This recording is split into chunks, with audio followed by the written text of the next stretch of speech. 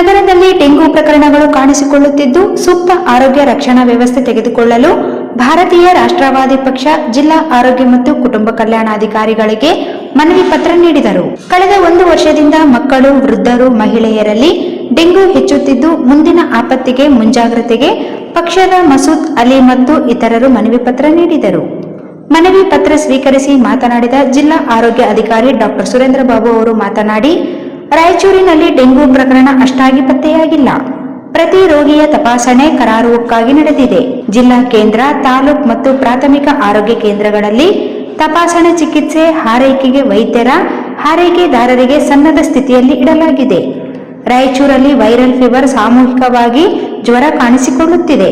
ಸರ್ಕಾರಿ ವೈದ್ಯ ಸಂಸ್ಥೆಗಳಲ್ಲಿ ಚಿಕಿತ್ಸೆ ಕೊಡಲಾಗುತ್ತಿದೆ. ಜನ ಇದರಿಂದ ಎಚ್ಚರಿಕೆಯಿಂದ ಇರಬೇಕು. ಕಾಯಿಸಿದ ನೀರನ್ನು ಕುಡಿಯುವುದು, ಪರಿಸರ ಸ್ವಚ್ಛತೆ ಕಾಪಾಡುವುದು, ಬಿಸಿ ಆಹಾರ ಸೇವಿಸಬೇಕು. ಜ್ವರ ಕಾಣಿಸಿಕೊಂಡಲ್ಲಿ ವೈದ್ಯರನ್ನು ಸರ್ಕಾರಿ ಆಸ್ಪತ್ರೆಗೆ ಪರೀಕ್ಷೆಗೆ ಒಳಪಡಿಸಲು ಸಲಹೆ ನೀಡಿದರು.